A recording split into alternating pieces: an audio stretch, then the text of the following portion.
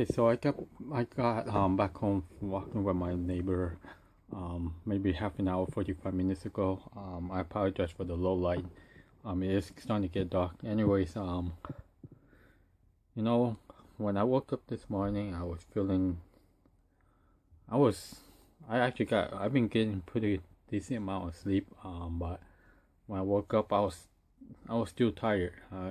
I woke up around 7 a.m. I stayed up for maybe an hour. Then I fell back asleep, and I didn't wake up until noon. So when I woke up, I was saying to myself, "Wow, I've been getting so much sleep." But at the same time, even though I've been getting sleep, I keep thinking like, wow, I'm wasting my time doing nothing after I wake up. So, I'm gonna start waking up if I wake up at 7 a.m. and, I had 8 hours of sleep, maybe I'm just gonna go use the computer. I used to like doing like Photoshop work. I'm not that good at Photoshop, but that's what I've been trying to learn. So maybe I'll go back to doing that. Last year, around mid-summer, early summer, I should say, towards the end of summer, I was always using the computer. When I was doing that, my mind was focusing on using the computer. So I want to say, what helps me with the negative thoughts that I used to get for over a year. Whenever you wake up with anxiety, you start looking around, you start asking yourself, okay, how do I feel today? You look at the time, you say, oh, it's 6 a.m. Why am I awake? I don't have to, if I'm housebound, what's the point of me waking up so early? So anytime you say, what's the point? Oh my God, why? You're just feeding yourself the negativity. You should be saying, oh, I'm gonna wake up. I know I'm not working. Housebound, but you can wake up, go watch TV, use the computer, anything to get you off your bed. You can be outside, outside your backyard.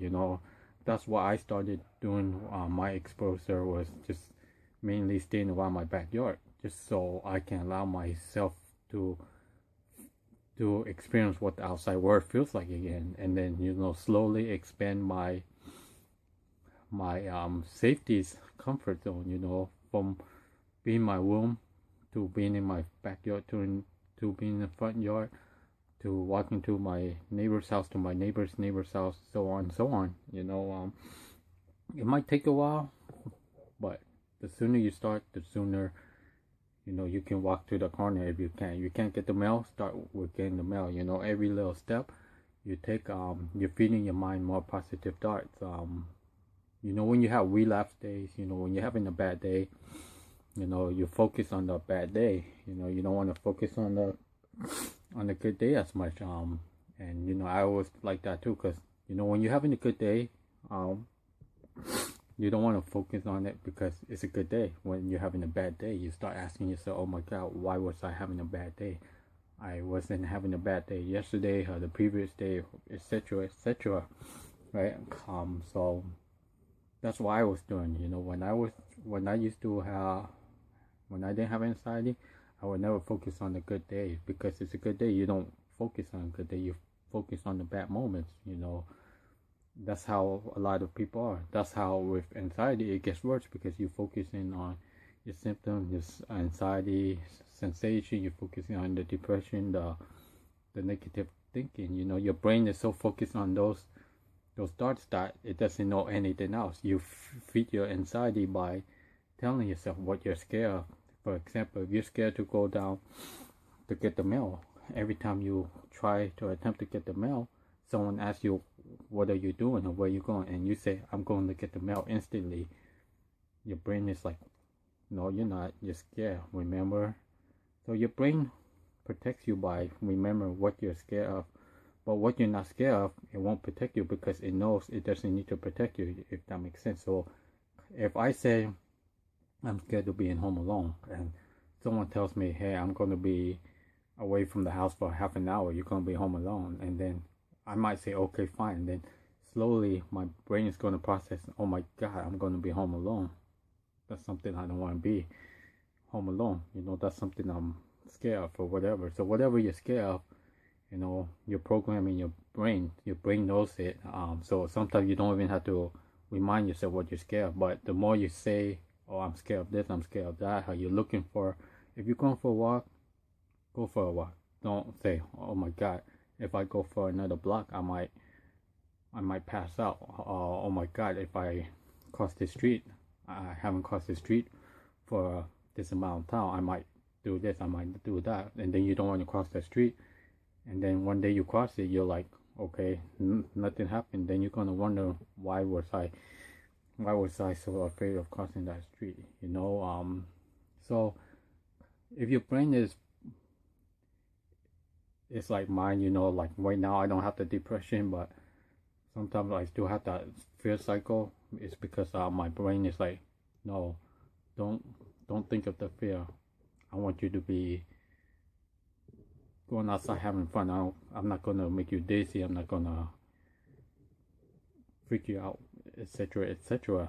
So sometimes my mind is like, I will start feeling panicky out of nowhere. My mind just calms me down because my mind feeds off the happiness that it felt. If it hungers for that feeling, it's like, when you're hungry, you want to eat, and then you eat something that you're not craving. What's gonna happen?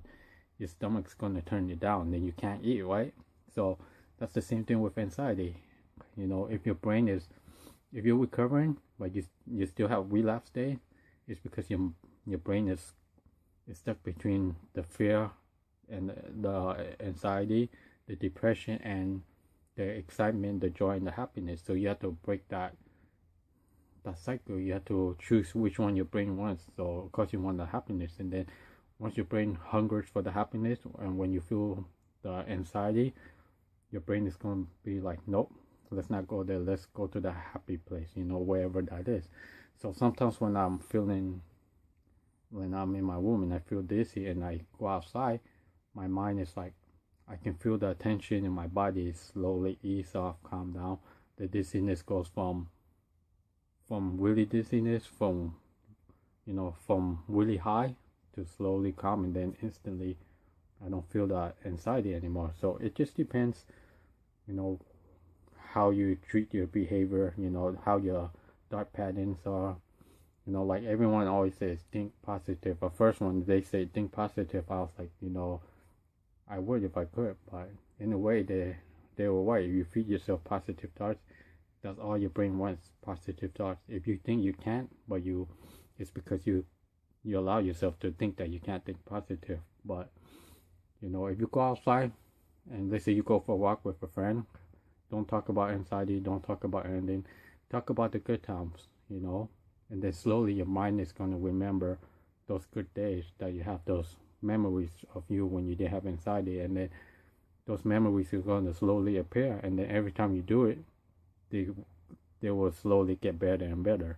That's why for me, when I go for walks or whatever with my neighbor, my daughter, my niece, by myself, I would talk about the anxiety before I go.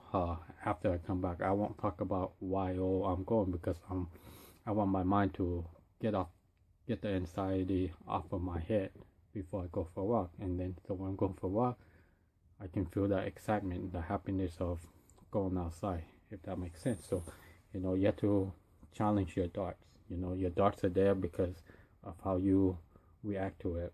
Once you clear your mind of that depression, whatever it is, it slowly gets better. Like me, I haven't had any negative thought, no depression for about a year now, almost a year. It's because rewind my brain to think more positive than negative. If I'm having a negative thought, I'm just gonna get up my bed and do something about it, instead of just laying down. When you're having depression, you just lay down, you're feeding that depression. So if you get up, even if you're just getting off your bed to go use the computer, or you go to the living room, watch TV, that's still better than sitting on your bed. Anyways, that's pretty much it.